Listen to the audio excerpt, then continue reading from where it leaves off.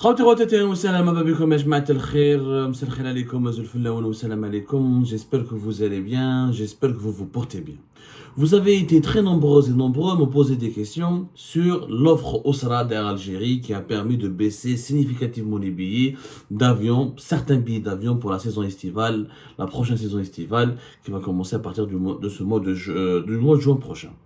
Alors cette offre Osra a suscité un énorme buzz, surtout au sein de la diaspora algérienne établie à l'étranger, notamment celle qui est établie en France, puisque la France accueille la communauté algérienne la plus importante à l'étranger, voire au-delà de 2 millions de personnes qui sont en France, qui font régulièrement les va-et-vient entre l'Algérie et la France. Il faut savoir entre l'Algérie et la France, il y a un trafic aérien estimé entre 3 millions et quelques jusqu'à même 4 millions par certaines périodes par certaines années, le trafic aérien entre la France et l'Algérie peut atteindre jusqu'à même 4 millions de passagers. Il y a en moyenne de 3 millions et quelques de passagers. Naturellement, on ne peut qu'applaudir et se réjouir que des billets d'avion soient enfin proposés à des prix bas. La formule Osra, qui court depuis le 1er juin 2024 jusqu'au 30 septembre 2024, pour des vols programmés entre le 1er juin 2024 et le 30 septembre 2024, et qui a commencé à être commercialisé depuis le début de ce mois de mai, consiste à quoi? Elle consiste à pouvoir vendre des billets à peu près pour des destinations 50 à 70% moins cher par rapport au prix pratiqué durant les saisons estivales précédentes, ou la 50 à 70% moins cher par rapport au prix des billets d'avion que les Algériennes et les Algériens sont obligés d'acheter durant la saison estivale que nous avons toujours connue. Et c'est 50 à 70% moins cher que les prix habituellement pratiqués pendant la saison estivale par l'Algérie. Donc, l'exemple, Marseille coûte en ce moment, grâce à cette formule Osra, moins de 200 euros, alors que Paris, c'est entre 230 250 euros, etc. Donc, c'est beaucoup moins cher que les 500, voire 600, ou plus de 700 euros, voire même 800 euros que les prix qui sont habituellement fixés pour les billets d'avion vendus durant les vols programmés pendant la saison estivale.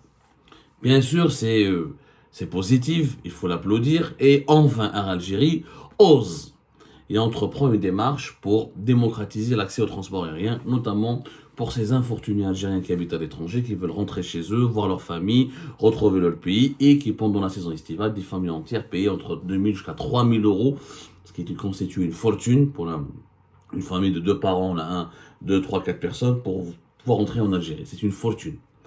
Il y a des familles en France, par exemple, qui économisent pendant toute l'année, qui se privent, qui renoncent à des loisirs, qui renoncent à une certaine qualité de vie pour économiser de l'argent, pour pouvoir aller au bled, comme on dit, pour pouvoir rentrer en Algérie, retrouver sa famille, passer l'été, passer les vacances en Algérie.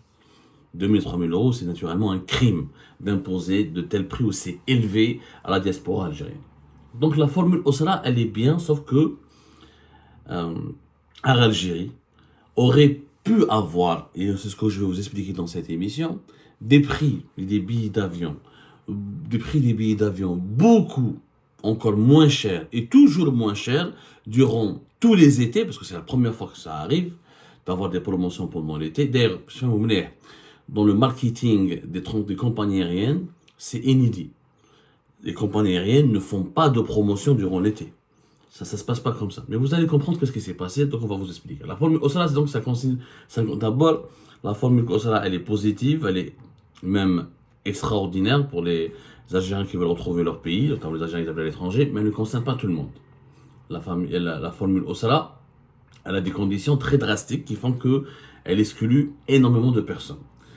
Comme un exemple, les conditions d'éligibilité, c'est les couples sans enfants, c'est un père ou un des parents avec un minimum un enfant ou un bébé, ou là les couples avec des enfants.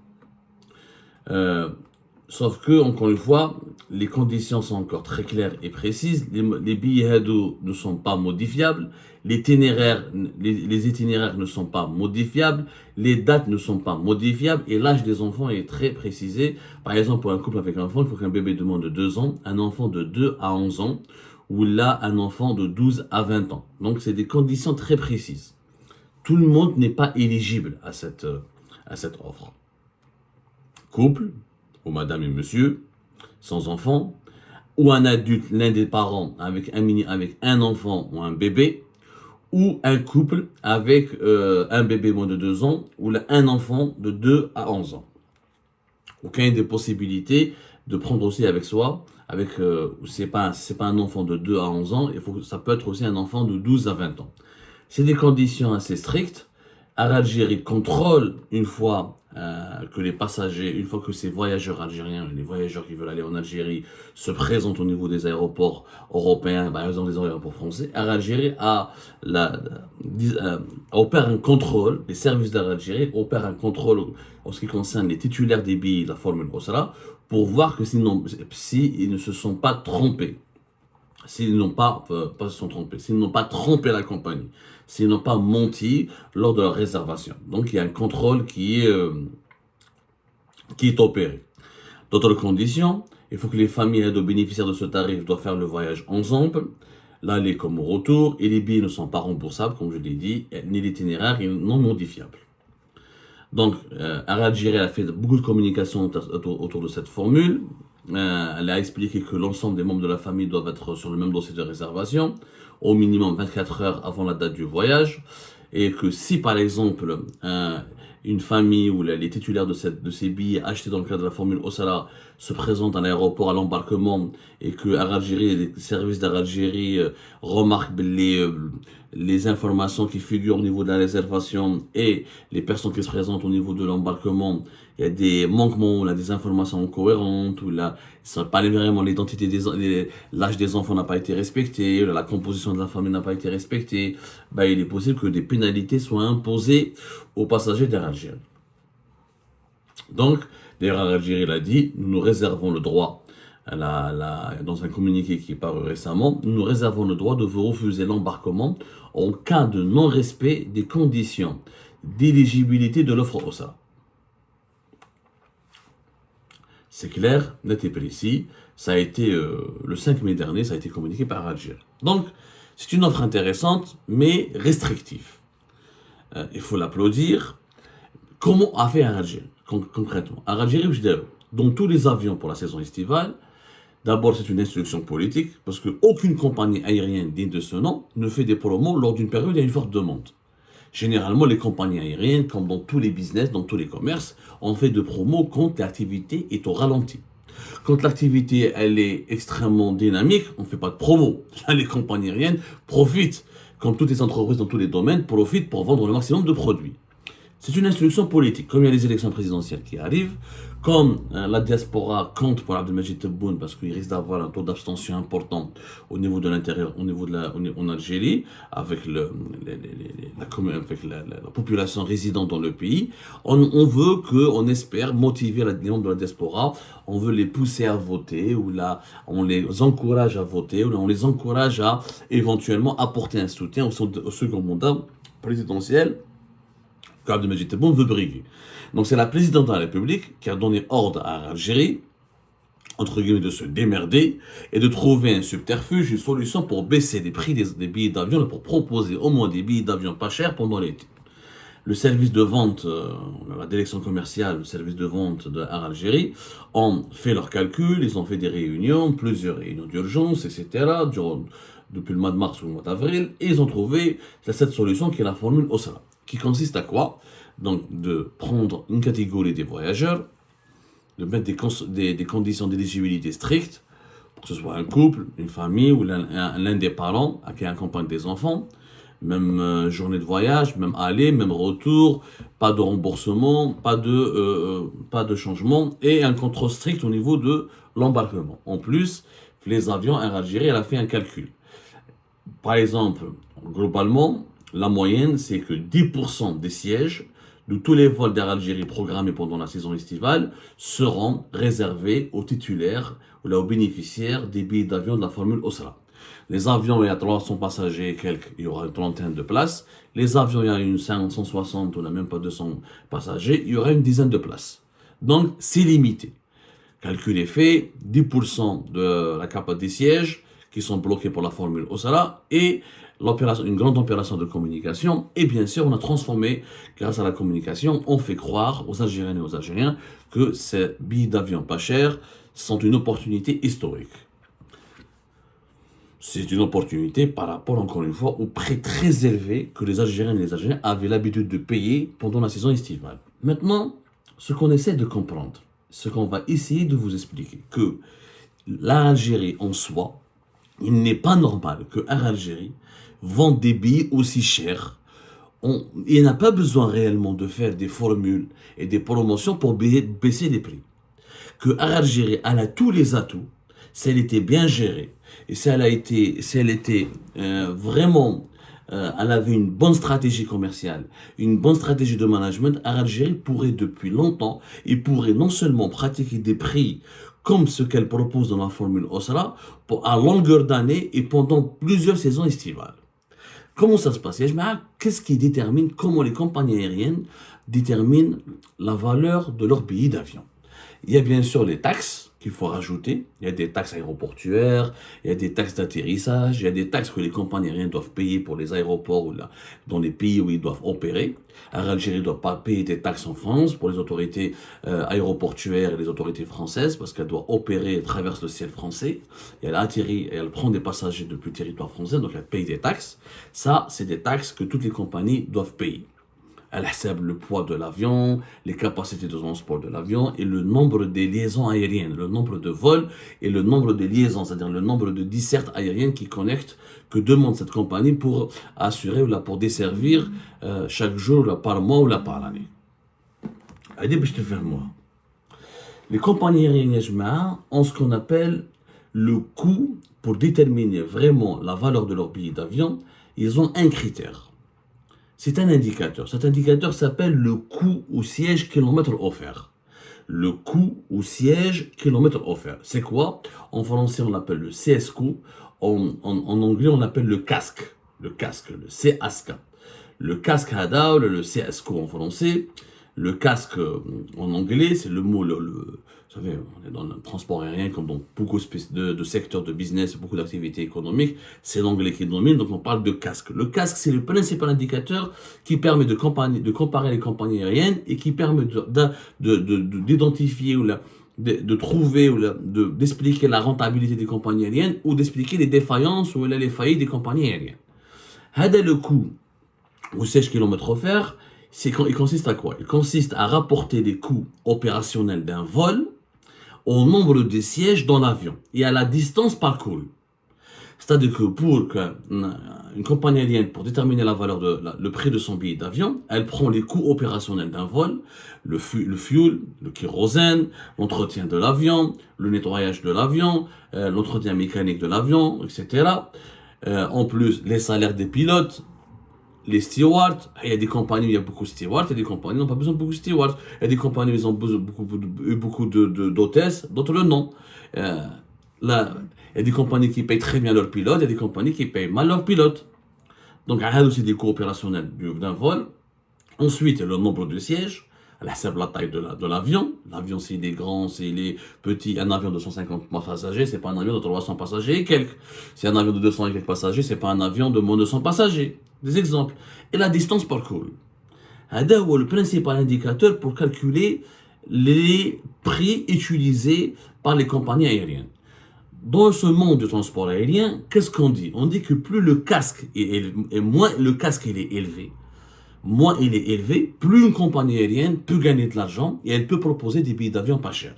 Nous un exemple. En Europe, par exemple, une compagnie qui met EasyJet, elle peut proposer un casque à 6 centimes. 6 centimes pour une distance de 1000 km, par exemple.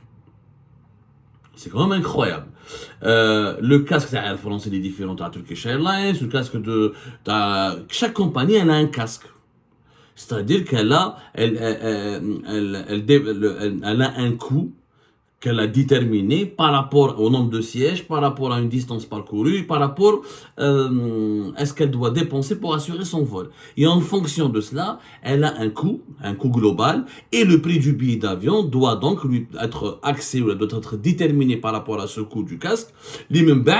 La compagnie aérienne, elle rajoute les taxes aéroportuaires, les taxes passagers, les impôts qu'elle doit payer, et ça marge bénéficiaire. Moi, alors, retenez là, c'est une base claire, nette et précise. Et puis, je fais mon monnaier. On a donné une enquête pour comprendre la mécanique de la détermination des prix des billets d'avion. quand le casque il est moins élevé, une compagnie peut proposer des billets pas chers comme EasyJet, comme Ryanair, et elle peut gagner beaucoup d'argent. Le cas d'Air Algérie, on a demandé à tous les experts. Il n'est pas normal qu'Air Algérie propose des billets entre la France et l'Algérie à 300, 400, même à 250, 300 euros, ça reste extrêmement cher. Même à 300 ou à 250, même avec les prix actuels de Osra, la formule Osra, qui est exceptionnelle, on passe de 700, 500, 600, 800 euros à un certain moment de l'été à des billets de 250, moins de 300 euros, jusqu'à moins de 200 euros pour Marseille et les villes du sud de la France, par exemple. En réalité, les prix de la formule Osra, ce sont les prix habituels et les prix ordinaires que Air Algérie devrait adopter à longueur d'année. Et s'il y a un effort à faire, il faudrait casser encore ces prix. Ouais, parce que le casque d'Air Algérie, il est censé être bas. Il n'est pas censé être élevé. Allez, la distance parcourue, l'Algérie, la France, c'est pas énorme. Tout casser 2h30, 3h pour les villes françaises les plus lointaines, avec Alger-Lille ou Manarf. On va voir Alger-Lille, Alger-Lille, durée de vol, c'est le vol le plus. Enfin, on ne calcule pas les vols Tamanrasset de Paris, Janet Paris. Voilà. 235, la durée moyenne, c'est 235. 230, 235. On part des vols, les principaux vols, les principales liaisons aériennes concernent Alger, Oran et Constantine, qui sont les trois grandes villes du pays. Et surtout Alger, Oran et surtout Alger.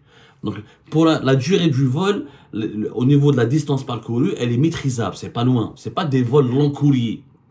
C'est des vols, même pas moyen courrier. 2h30, on est dans un vol, même pas moyen courrier. C'est pas des vols de 6h, 7h. Donc, normalement, la distance, c'est déjà, au niveau des kérosènes, au niveau de pas mal de coûts, c'est maîtrisable. De deux, Algérie, normalement, n'a pas de dépenses extrêmement élevées parce qu'elle est toujours, les avions d'Air Algérie sont toujours remplis. Toujours remplis. Pour une raison simple, c'est qu'il n'y a pas assez de compagnies aériennes qui font elle a le monopole, pratiquement. Air Algérie a le monopole sur le marché des liaisons internes entre les villes algériennes. Et elle est dans une situation de monopole parce qu'en Algérie, elle n'a qu'un seul concurrent, c'est ACD Airlines pour les vols internationaux. Et de l'autre côté de France, il y a Air France, Transavia, des fois ASL Airlines ou Hedok Vueling et d'autres compagnies, mais qui n'opèrent pas beaucoup. Les autorités algériennes ne leur donnent pas suffisamment de nombre de vols. Le nombre de vols des compagnies de ASL, Vueling, etc. est limité. Et même Transavia et Air France n'obtiennent pas tous les créneaux qu'ils recherchent. Il y a des conventions à la Belcom, il y a des conventions au niveau de des conventions aériennes entre les deux pays, ou là au niveau de la coopération entre les directions des affaires aériennes de chaque pays. Et ces conventions stipulent par exemple quel est le nombre de... c'est des conventions relatives à l'aviation civile, voilà. C'est des conventions de l'aviation civile, voilà. C'est des accords internationaux par rapport aux services aériens, voilà. Moi je parle de conventions aériennes pour être plus précis, pour être pédagogue, je me base comme le message. L'Algérie s'engage à donner tant nombre de vols, tant nombre d'heures de vol, tant de vols. Elle autorise tant nombre de vols pour les compagnies françaises et la France, en échange, elle négocie avec l'Algérie l'octroi d'un nombre précis de nombre de vols pour Air Algérie. Sauf qu'Air Algérie n'a pas de concurrence en Algérie.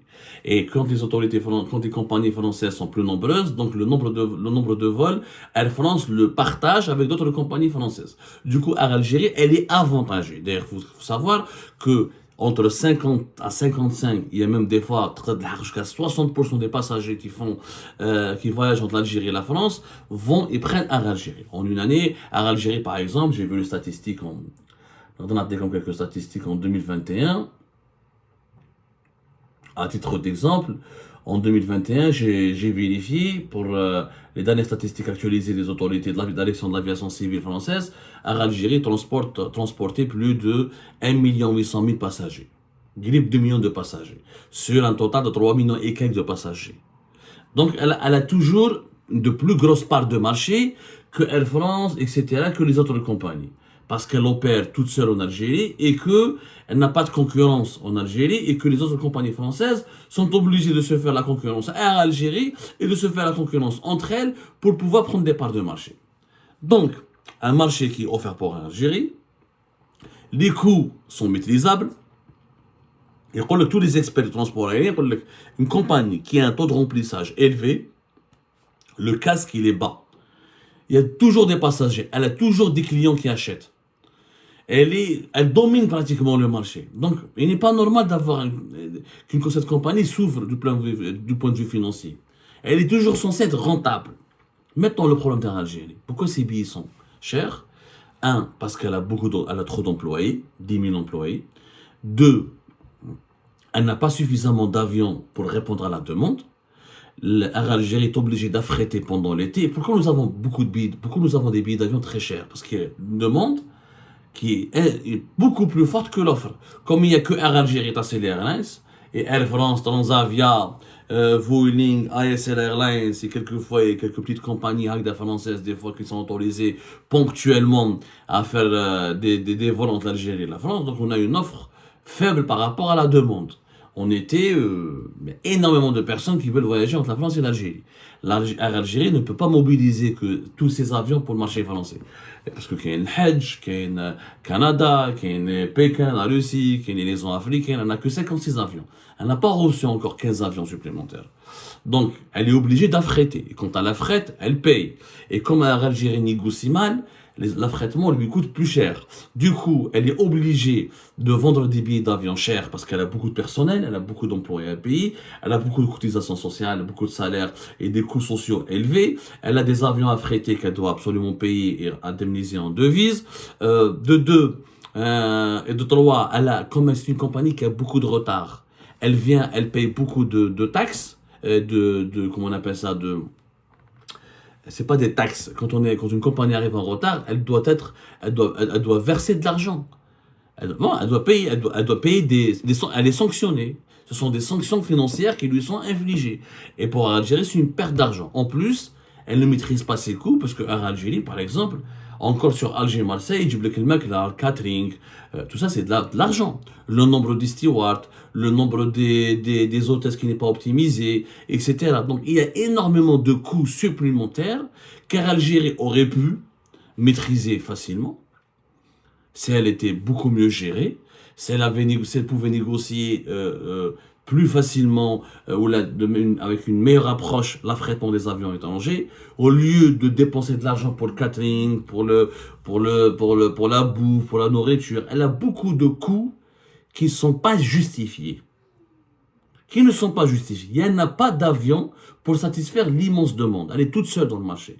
Du coup, le cascade qui est bas, et les managers d'Air Algérie ne le voient pas, mais ils regardent leurs statistiques, leur comptabilité, et ils sont obligés à chaque fois d'augmenter les billets d'avion pour rattraper les coûts. Voilà, on a beaucoup de salariés, beaucoup d'avions affrétés, des devises à payer, beaucoup de bouffe, beaucoup de nourriture dans les avions d'Air Algérie, alors que pour une durée de vol de 1 heure ou de 2 heures, est-ce qu'on est obligé de nourrir les passagers?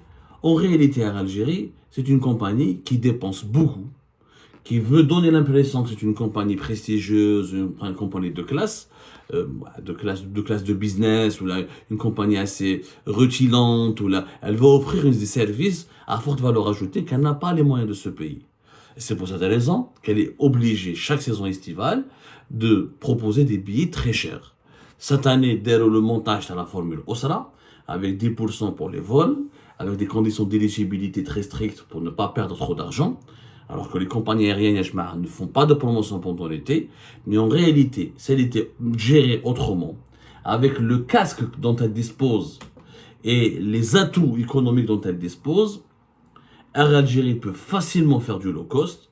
Elle peut faire comme Air France, créer une filiale Climat Transavia, du low cost, où il n'y a pas de nourriture, où il n'y a pas beaucoup de stewards, il n'y a pas beaucoup d'hôtesses, où c'est des avions avec un nombre de passagers bien précis, etc. Elle peut casser les billets. On peut faire facilement des billets de moins 100 €. Je vous le dis la vérité, tous les experts le disent. Entre l'Algérie et la France, pendant la saison estivale, si on avait une meilleure flotte, si on avait au moins une troisième compagnie aérienne en Algérie qui peut travailler à côté d'Algérie et de TASL Airlines, on peut facilement avoir des billets à moins de 100 €. Donc la formule OSRA, elle est intéressante. Elle est même Elle est à saluer, c'est une initiative louable, mais ce n'est pas suffisant. Les billets d'avion entre l'Algérie et la France peuvent être à moins de 100 euros. Si réellement la compagnie aérienne Algérie était mieux gérée, s'il y avait une troisième compagnie qui pouvait faire du low cost, et si on avait une meilleure maîtrise des coûts, une meilleure étude du marché et des besoins de la clientèle qui voyage entre la France et l'Algérie, on pourrait facilement avoir des billets d'avion à moins de 100 euros.